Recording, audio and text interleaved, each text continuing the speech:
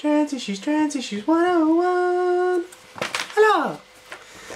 Hello. Okay, so this week is choosing your name.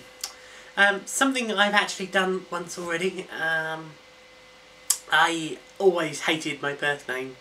Nothing necessarily against my parents. I never liked it. I was mercilessly teased at school for it. But my dad kept saying, "Don't change your name. Your nan's old. She's easily confused. It'll just upset her. Don't change your name yet." So when my nan passed away, I basically thought, well, you know, I'm just going to do it. So when I had the money, I did. I almost immediately changed my name in such a way that I basically picked up my current nickname at the time, while also incorporating things that I suppose started me towards my transition anyway. Because although having what appeared to be quite a masculine name on the surface, one of my middle names tacked away at the end because I had 6. I went from having a first name and a last name to having 6 names. Yeah, you know what they say about depriving a child of something and they will eventually come back and have more than is strictly good for them. So I changed my name, and my second to surname was Jane. The reason I picked Jane and have sort of used Jane for a long time, when I was having my first nervous breakdown, I was working in a really small office and spent a huge amount of time on my own. I was not far from an awful lot of people, but there was no way of speaking to any of them or communicating with them. They were all very busy. And I just pretty much just started talking to myself for something to do. I'm sure that sounds pretty weird, but at the time I was under an awful lot of pressure. And I've always been a stressy bunny anyway. And I just sort of named this entity that I was talking to Jane. She had a whole personality. I knew what she looked like, what sort of person she was.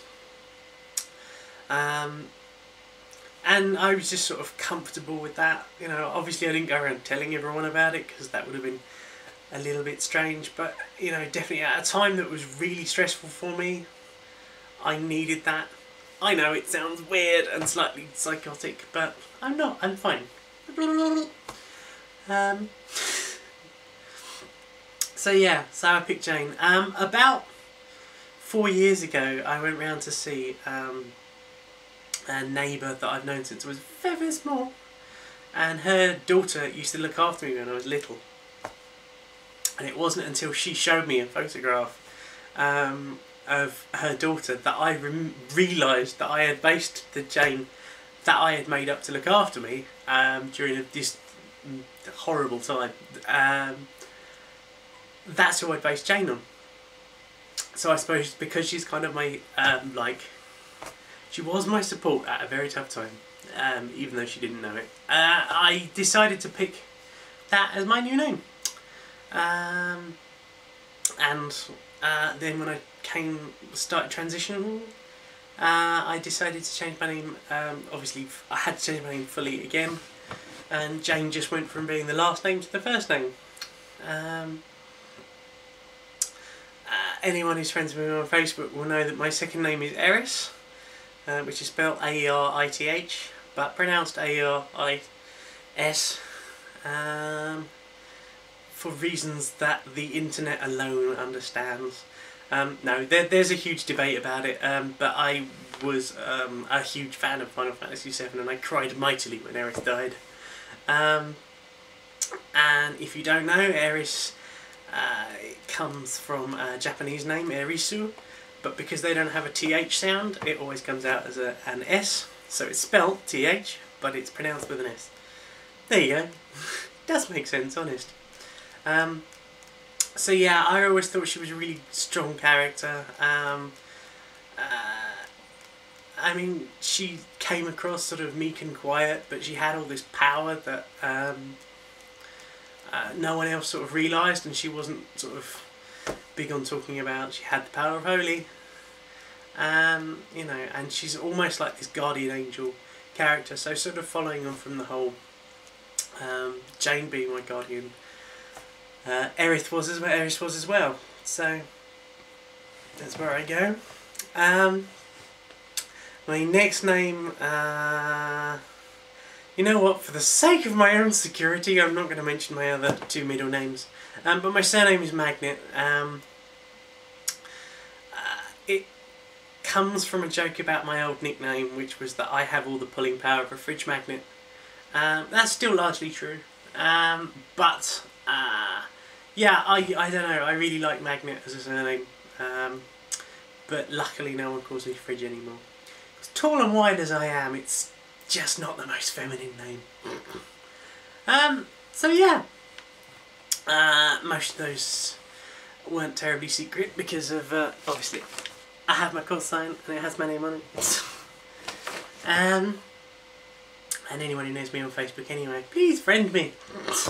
I could do with more people.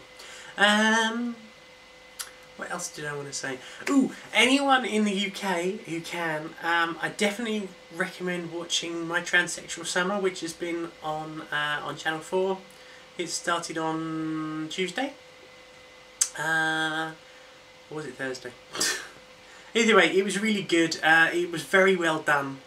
Handled a lot more sensitively than a lot of trans documentaries that I have seen. And you know, they seem like a nice bunch of people. So yeah, if you're in the UK, if you can watch it, definitely watch it. Hopefully someone is illicitly uploading it to YouTube so everyone else in the world can watch it. But I think it's going to be on in 4 parts. So yeah, just ducking back to the whole trans media subject from a few weeks ago. Anyway, I hope everyone is fine, and don't forget to sub, and friend us because we're looking for more people, and share us with your friends. Tell everyone, come to us, come to the Trans Issues Live. Okay, well hopefully I shall see you next week. Have fun!